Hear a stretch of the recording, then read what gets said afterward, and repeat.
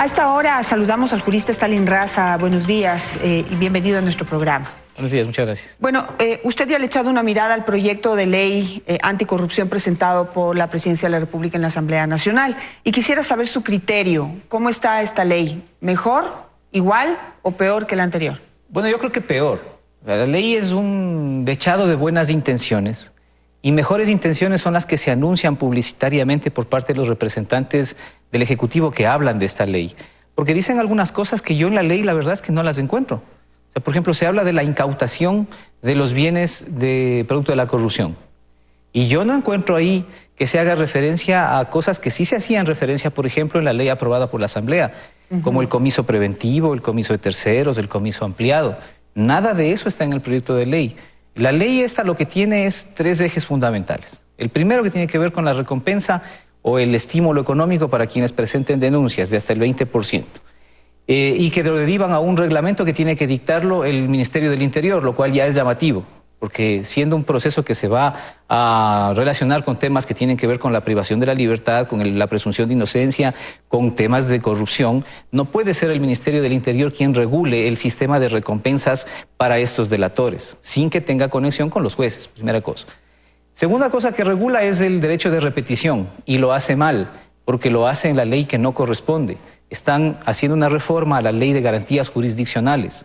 Si lo que querían hacer es ayudarle al Procurador General del Estado, dándole normas que le ayuden a ejercer el derecho de repetición en casos como el caso Chevron, por ejemplo, que no corresponde ni a un proceso constitucional, ni a un tema de derechos humanos resuelto por un tribunal de derechos humanos, lo que tenían que hacer es reformar el Código Orgánico General de Procesos para establecer un procedimiento que regule la forma en la que va a tramitarse el ejercicio de la acción de repetición por parte de la Procuraduría General del Estado.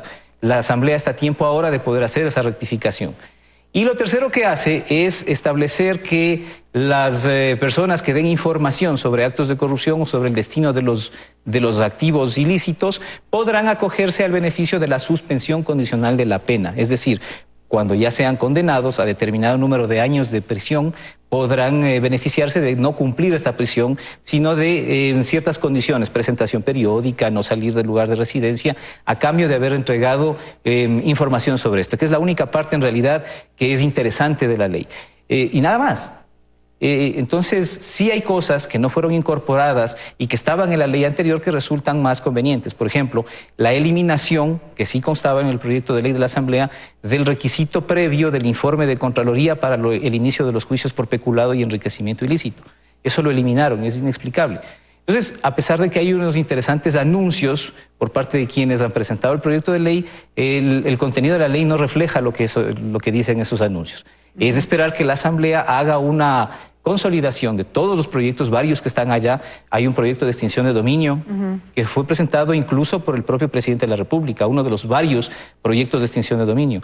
Hay un proyecto de recuperación de capitales que ha sido presentado por la Asamblea, la presidenta de la Asamblea, y que también está esperando trámite. Y hay varias reformas al COIP, más este nuevo código. Lo esperable es que ahora la Asamblea haga un solo proyecto bien hecho y lo presente con todas estas innovaciones que permitirán mejores herramientas para la lucha contra la corrupción, pero que tampoco son indispensables, porque herramientas ya existen.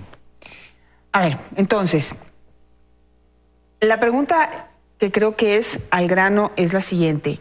Lo que se espera de estas leyes anticorrupción es que establezcan las normativas y le den herramientas a las autoridades para que sigan la ruta del dinero y poder encontrar el dinero que se roban los corruptos. ¿Hay o no hay eso? ¿Sirve o no sirve esta nueva propuesta para eso? Este no, la verdad es que este no. Y para seguir la ruta del dinero existen herramientas. Para ¿Y por qué no lo hacen entonces? Porque, digamos, vemos gente que está presa, detenida, enjuiciada, pero no vemos la recuperación de ese dinero. ¿Por qué no las aplican entonces si ya existe la normativa? Porque ese es el problema del país, Janet. En el país lo que queremos es el show. Queremos el espectáculo de los operativos de la Fiscalía, de la Policía entrando con encapuchados a los domicilios donde no encuentran nada o encuentran muy poco. Queremos ver gente presa y queremos sangre, cuando en realidad en los países donde se hace una lucha eficaz para la recuperación de activos y para el seguimiento del lavado de activos, lo que primero se hace es un trabajo interagencial entre agencias de los diferentes estados, utilizando los mecanismos de cooperación internacional y policial que existen e investigativo que existen, y lo que hacen es ubicar dónde está el dinero. Y solo después hacen los operativos, solo después vienen las detenciones, solo después vienen los allanamientos. Acá estamos haciendo las cosas al revés. Primero queremos los presos, queremos entrar a las casas, pero tenemos después a gente que está pagando condenas ínfimas en las cárceles, 6 años, 1 año, les van a cantar el cumpleaños feliz, pero las fortunas no están acá, están afuera. Y no se hace mayor cosa por encontrar cuál es esa ruta. A mí me parece que el trabajo que por fin se está haciendo ahora, a través de la activación de estos mecanismos internacionales, a través de la UAFE, la doctora Diana Salazar está haciendo un muy buen trabajo ahí, y ojalá que lo siga haciendo, es esto, reabrir los mecanismos de cooperación, porque el Ecuador en la última década también estuvo aislado. Por este aislamiento internacional en el que vivió, también se aisló de estos mecanismos de cooperación con otras potencias donde existen mecanismos tecnológicos mucho más sofisticados, y no se logró hacer estos procedimientos. Hoy se espera que esto se haga. Las leyes, estas reformas a las leyes van a ser importantes porque ponen a tono a la legislación ecuatoriana con la legislación contemporánea sobre estos temas, con nuevas herramientas. Pero herramientas ya existen. Por ejemplo, la incautación de bienes para ciertos delitos de terrorismo, de lavado de activos, existía y existe en el Código Orgánico Integral Penal. Y existía desde antes en la Ley de Prevención del Lavado de Activos. No se ha ejecutado. ¿Pero por qué? ¿Qué es lo que hace falta para poder ejecutar? ¿Hace falta reglamentos? ¿Hace falta protección para autoridades o denunciantes? ¿O simplemente voluntad? Hace falta que la Fiscalía, y no hablo de la Fiscalía actual, que está haciendo un esfuerzo importante por hacer las cosas bien, sino hablo de la Fiscalía en su época histórica. Pero hace falta que la Fiscalía y los encargados de investigar estos temas lo hagan de manera técnica y lo hagan con decisión de poder hacer esta recuperación. En los mecanismos había la incautación. Existía desde la Ley de Prevención del Lavado de Activos. Y también existe en el Código Orgánico Integral Penal desde el año 2014. Y no se ha hecho. Y la Asamblea también falló ahí porque hizo una extensión al comiso preventivo para los delitos para los que ya había incautación, pero no incluyó los delitos en contra de la administración pública. Entonces, bueno, el ejercicio es no improvisar. Y ya que van a hacer leyes, háganlas sin improvisar. Y ya que van a investigar, investiguen de manera técnica. E investiguen de manera técnica también quiere decir con funcionarios que ya sean los definitivos. A ver, entonces vamos con ese punto que es clave.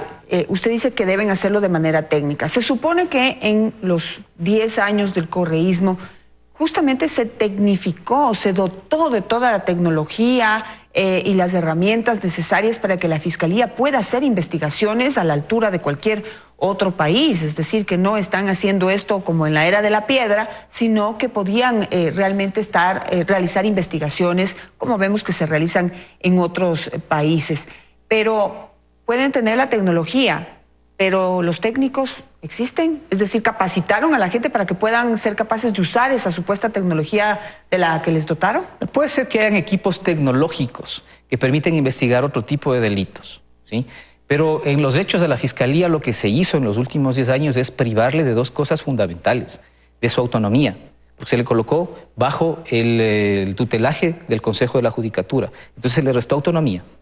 Y además se le restó capacidad investigativa, porque todos sabemos que las investigaciones, la capacidad de hacer inteligencia, los equipos de intercepciones telefónicas y demás cosas que deberían servir para la lucha contra el crimen organizado fueron a parar en la SENAIN y fueron a otros fines, fueron a investigar a personas y a políticos y a periodistas.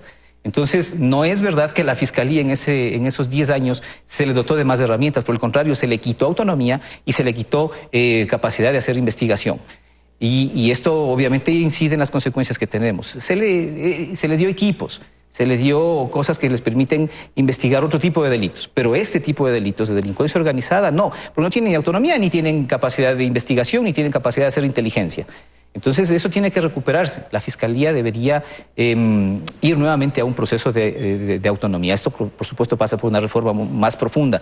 Pero con las herramientas que tiene hoy, debería hacer un trabajo complementario con las agencias que se encargan de hacer estas investigaciones, que creo que sí lo están haciendo o lo piensan hacer, y hacer la ruta de la recuperación. Viajaron hace poco a Londres, fueron a ver en otros lugares cuáles son los mecanismos de cooperación que pueden utilizarse. Ahí tienen una muy buena área en la que trabajar. Las leyes son importantes porque van a dar nuevas herramientas, pero no son la solución al problema.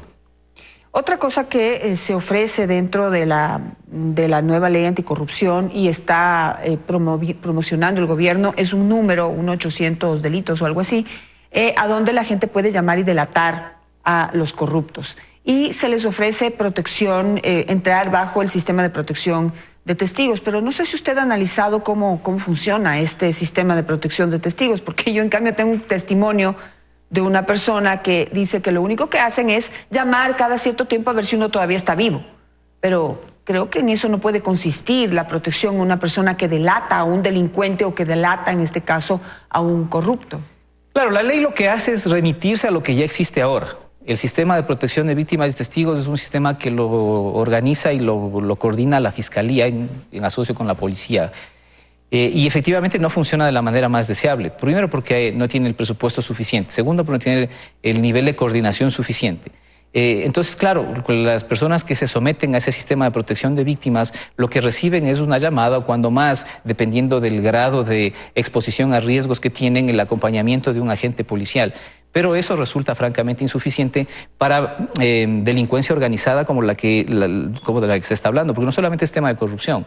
Fíjese usted que hoy las amenazas del Ecuador en materia de delincuencia organizada tienen que ver con bandas delictivas que tienen otras connotaciones muy peligrosas, que sí exponen la vida de las personas que están, que pueden servir como informantes o las personas que pueden proporcionar datos sobre los mecanismos de acción de estas bandas.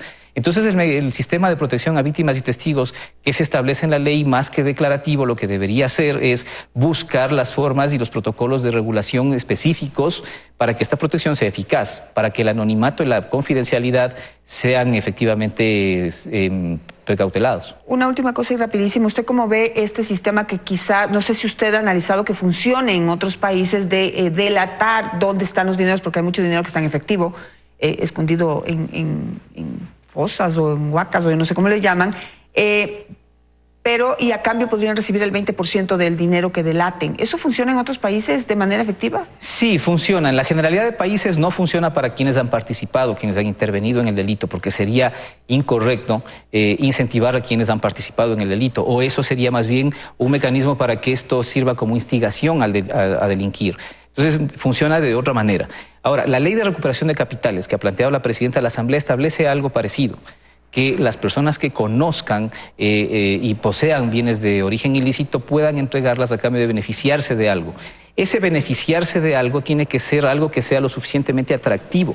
Por ejemplo, en otros países lo que ocurre es que se reemplazan o se suspenden las penas de privación de libertad a cambio de hacer acuerdos negociados con la Fiscalía y con la Justicia para entregar los activos y evitar la privación de la libertad. Ese es un buen mecanismo de incentivos. A esto es a lo que hay que apoyarle a la Asamblea. Yo mismo he estado un par de veces allá aportándole a la Comisión de Justicia y ahora a la Comisión de Participación Ciudadana, pero hay que seguirle apoyando, no solamente criticarle, sino también ser propositivos y hay que darle insumos, decirle, bueno, en otros países funciona así, hay mecanismos en los que se hacen acuerdos millonarios con la propia Odebrecht. En los Estados Unidos se hizo un acuerdo millonario a cambio de no procesarla penalmente. Acá no se hizo eso, acá se dejó de procesarla penalmente sin ningún beneficio, que no sea supuestamente algo de información. Entonces, bueno, estas cosas son las que hay que incluir en la ley de manera más afinada, no con un ejercicio de improvisación como el que yo creo que se ha hecho con el envío de este proyecto de ley. Me quedo con eso. Gracias a Stalin Raza por estar esta mañana con nosotros. Es tiempo de una nueva pausa. Enseguida regresamos. Quédese en Teleamazonas.